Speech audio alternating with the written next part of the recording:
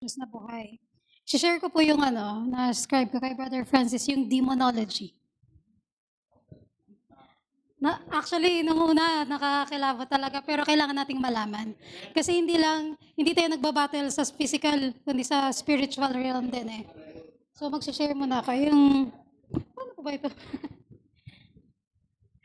Buksan.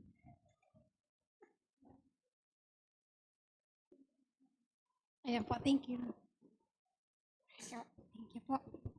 Alright, so ang binigay no ni Brother Francis ay demonology. Alam naman natin yung meaning nun, di ba? Study of demons.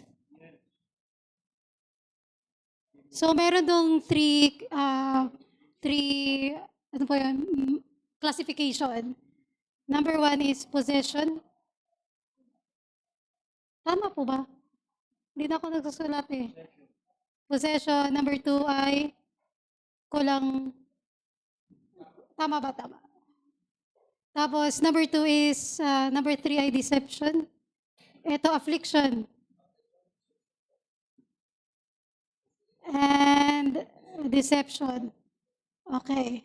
So, isa-isayin natin to. So, yung possession, alam naman natin na physical. Exorcism. Ayun, yung ano natin, yung, lalo na sa RCC, nagkakas talaga sila sa exorcism. Meron talaga silang topic regarding dito. So, meron ding, spiritista, metamorphosis. Meron ding shape shifter. Okay, so i-explain natin isa-isa to. So yung metamorphosis na to, ito yung pag-change ng katawan. Changing, bodily. Transformation. Transformation. So, kunwari, ito yung mga witch natin. Kunwari, yung si Dracula, something like that. Dracula, witchcraft, yung ganon. Yung shape shifter naman, ito yung power. Shape shifter, oo. Ito yung may power. Pero, transformation, pero ito yung power, nag-change din sila sa kanilang katawan. So, actually, merong change, merong classification.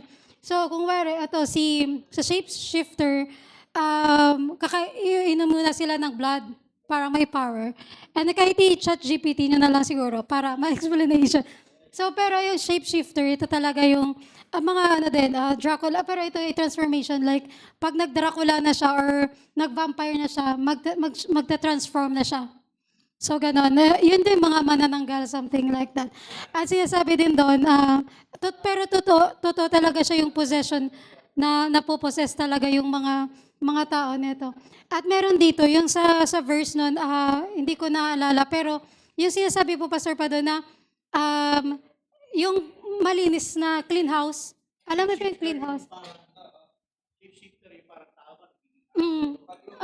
Yung naging agamba, naging bat, oo. Oo. Oo, yun, yung clean house. Yung sinasabi doon ni Brother Francis na clean house, ibig sabihin, walang Holy Ghost. Bakit?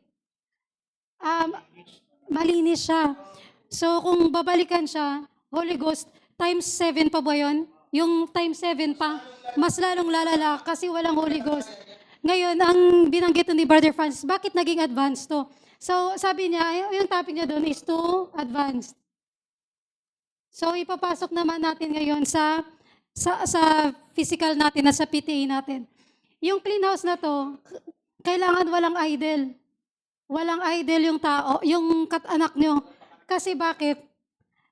Ayun sinasabi ni Brother Lito lagi, pag nandito ka sa church, kina, tinat, nawawala nawawala ka sa dapat na nandito ka, naka-focus ka. So, dapat, papasok din doon yung tanong bulong, para mabalik siya ulit, hindi siya maging clean house, mabalik siya ulit doon sa spirito. So, yun sinasabi na, ito yung pinakakatakot-takot, ito yung ultimate na possession. Nakikita mo lang, nakikita mo lang na okay lang siya, parang alam mo yung ano, yung deception, papasok din sa deception, okay lang siya, pero napoposes na pala siya, kahit nandito sa church.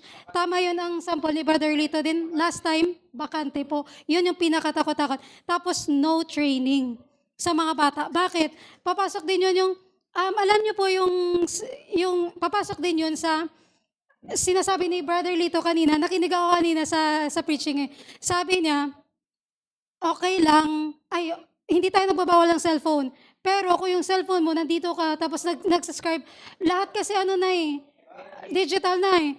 Sa likod na, possess ka rin. Bakit? Nandito ka sa church. Mas okay na, kunwari, nasa school ka, sa work ka. Pero yung mind mo, sana may time ako na mag-church, ganito, ganyan. Pero kung nandito ka sa church na, ay, saan ko kaya ako mamaya? Kaya yung lunch namin. Tapos, ano kayang magandang mall mga yun? Or anong bago ngayong ano? So, ito na yung possession. Napopossess tayo. Clean house. Yes. Tapos, no training. Ito yung advice ni Brother Francis, no training. Dapat yung parents talaga, yung parents yung pinaka-ultimate na magbabalik, tatanggal ng clean house sa kanyang mga anak. Tapos, ang sinasabi doon na, so, papasok tayo sa affliction. Pero marami pa akong i-explain na, marami actually, napakaraming, napaloob dito sa possession. Hindi natin nakikita na exorcism. Kasi alam natin, hindi mahalata. Nagwawala tapos yun. Pero yung sa major churches ngayon, yung possession na yan, ito yung ang gospel ng prosperity gospel. Modern possession, prosperity gospel na, uy, okay ka na, wala ka ng problema sa pera. Pero alam mo yung possession yan, ito yung mabigat. Alam mo, physical siya. Pero pag pumasok tayo sa advance, bagsak talaga. Now, sa affliction, ano ibig sabihin na affliction? Ito yung illnesses or causes pain. Okay. Causes pain. Yung ibig sabihin ng affliction. Affliction causes pain. So, ito naman yung affliction. Sabi ni Brother Branham dito, yung lahat ng may mga illness ay kagagawa ng demonyo. Di ba, nagkakasya ng sabi niya, lahat ng demon. Ngayon, ang sabi doon kay Job, sabi doon, ano yung mga affliction, kasama din to siya sa demonology, pero usually nako-convert siya sa magiging humble tayo, humility. Babalik tayo sa Diyos. Restoration. Testing. Pero ang affliction na to, siya, part siya ng demonology. Kasi parang ito talaga ginagamit ng demons. Yung illness talaga ginagamit. So sa kay Job noon, sa time ni Job, sabi doon ni Brother Francis, yung sa time ni Job, bakit namatay lahat ng mga anak niya? Dahil daw na-spoil siya, na-spoil na. Laging si Job ang nagko-cover ng ano nga po yun, yung nagsasacrifice. Si Job lagi nagsasacrifice para i-cover yung mga kasalanan ng, di ba yung parang last nung namatay sila dahil sa may pagtitipon sila or celebration, something like that. Pero ang advance dito ay yung affliction, mataturn natin sa humility. Sabi doon ni Brother Francis pati, yung katawan natin, yung yung pleasantness. Yung pleasantness. Ito ay, yung pleasantness ay part ito ng yung alam mo, yung masaya ka lang sa buhay mo, pero masaya ka sa buhay mo, everything looks good, everything, parang wala ng problema. So, yun yung pleasantness. Ito yung part ng demonology. At sa advance ni Brother Francis dito sa affliction na to, may sinabi siya doon na di ko maalala, pero ang part nun ay sa kay Daniel. Pero dito, iaalalahanin ko siya mamaya, pero may copy po ako nun. So, sa deception natin, Actually, ito yung pinaka-ultimate eh. Yung deception na to. Kaya bakit? So, part din siya ng possession na hindi mo siya nakikita, pero yung deception, ito yung, for example, yung sa deception na to, yung mga, alam niyo po yung Pride Month ngayon ay lahat ng LGBT, pupunta siya sa Red Sea sa June 2026. Gagawin nilang Holy Land to Pride Land. So, grabe yung, di ba nakakilabot? Kasi, ano na tayo ngayon eh, oo, Holy Land yun eh. Gagawin nilang Pride Land sa Dead Sea, June 2026, sa June na to. Di ba, kung na-notice nyo sa Marikina, kung may Pride Month, or sa QC, grabe yung baha.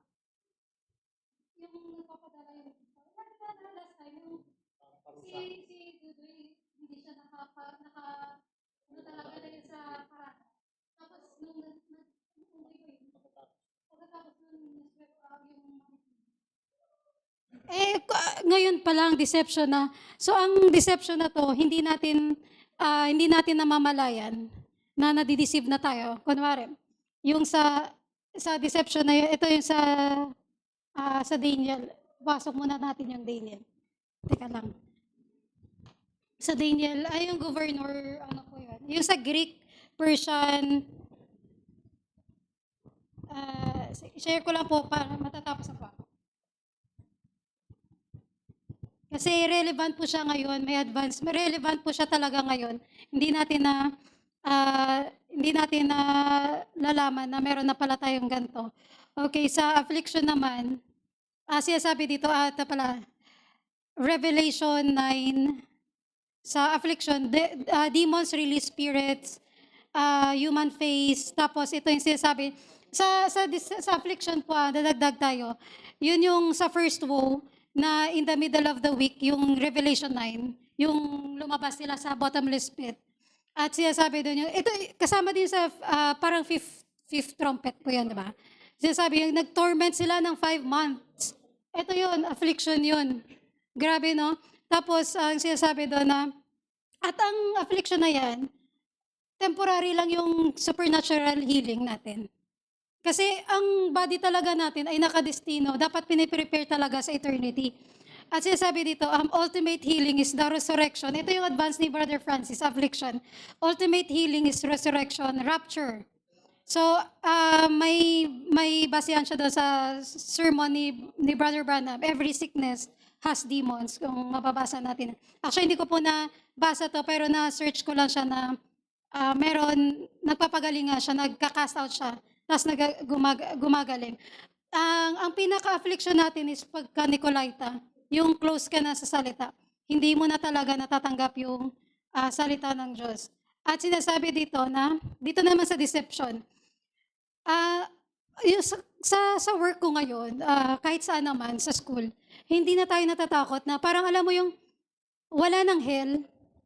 Parang alam mo, yung mga lalo na mga Gen Z ngayon ay ginagawa na lang, yung nire-ridicule na lang yung hell na, ay, pupunta ako sa hell, andito ako sa hell ngayon kasi ang init-init, parang nasa hell na ako. Pero alam mo, si Kristo, very serious siya sa pagdating sa hell. Yung sinasabi na, na-experience ko na, ito na yata yung preview ng hell, yes?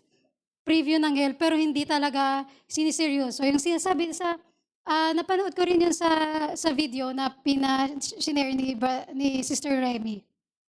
Yung sinasabi na yung kumanta ng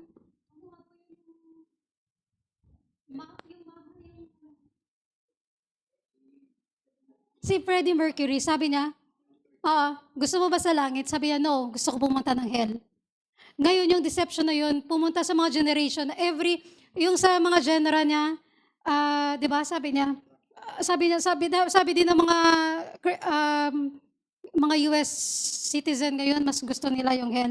Alam ba nila kung anong sinasabi nila? Di ba? Alam mo, nakakakilabot yung ganon, kasi deception yun eh. At ang deception, mas rapid siya, mabilis siyang kumalat. Yung katulad ng LGBT, hindi sila nanganganak, di ba? Pero dumadami sila. Di ba? Kasi sa deception. Sa yun, di mo, ano din siya.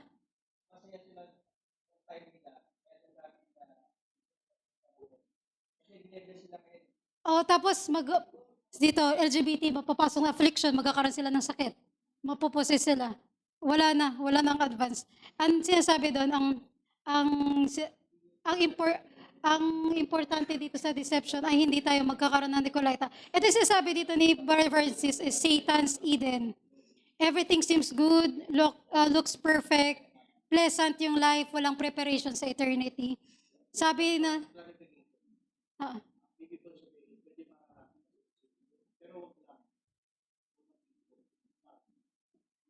kasi, yung sinasabi dito ay sa deception na yan, maaari tayong makaranas ng tribulation.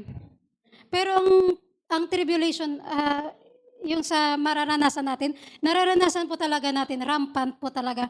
Church, outside ng church, lahat ng tao, nakakaranas.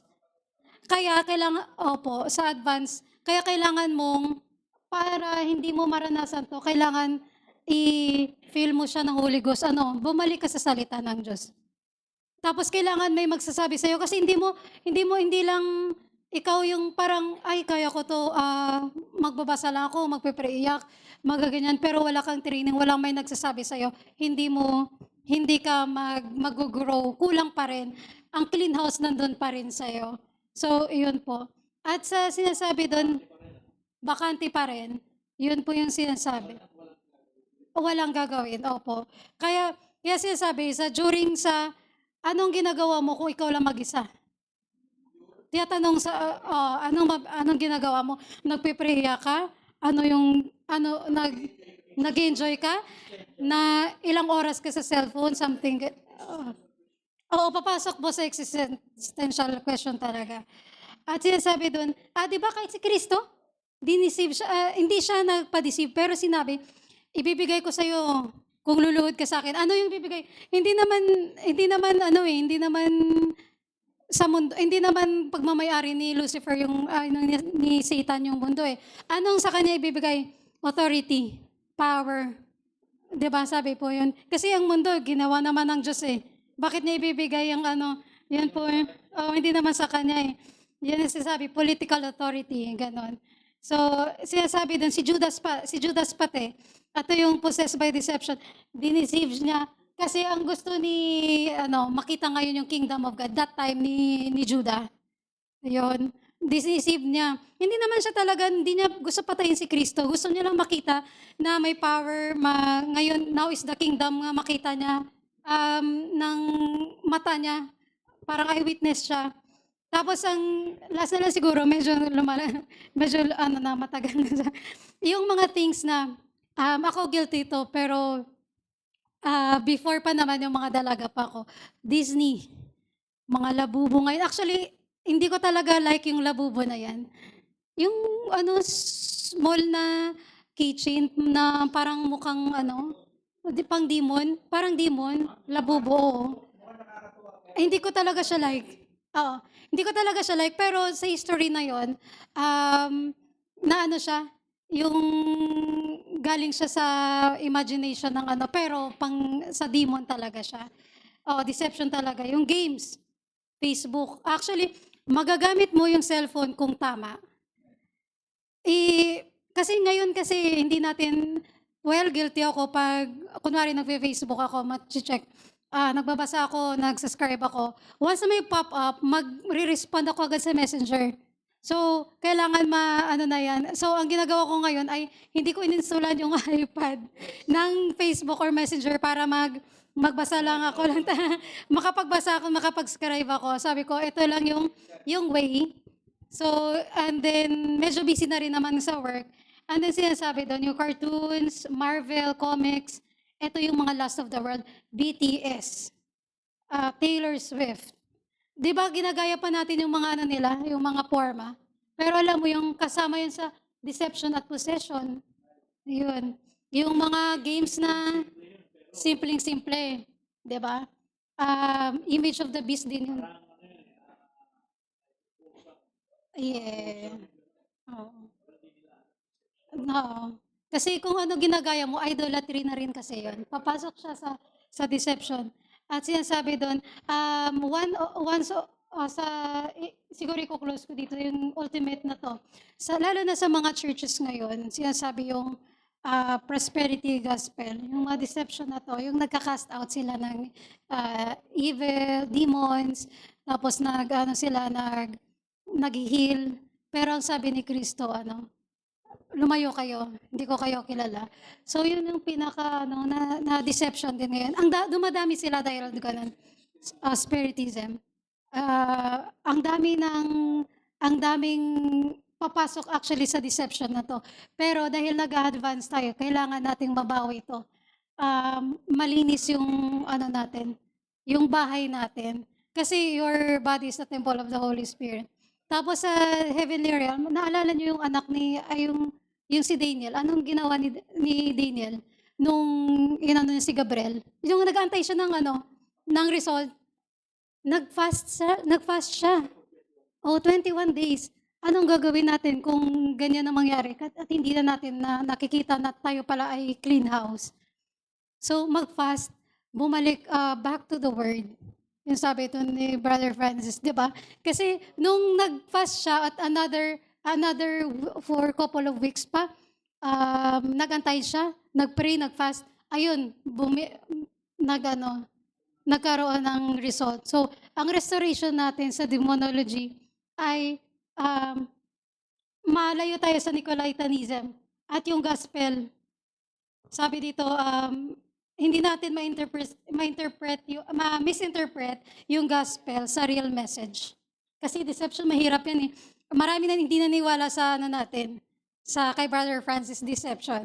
Marami din na hindi naniwala kay Brother Branham deception. Pero kailangan natin ipakita. Tapos kailangan din natin mag-fast back to the word, and yung mga anak natin kailangan i-train. Kasi 'di ba, sa tribulation yung mga anak doon, kung ang nanay nag-accept ng mark of the beast, pati na yung anak. 'Di ba? Ngayon, kung ang nanay ay yung mga foolish virgin, ang nanay ay nag-stand, pati yung anak, or na. Yun. Yun na po yung share ko.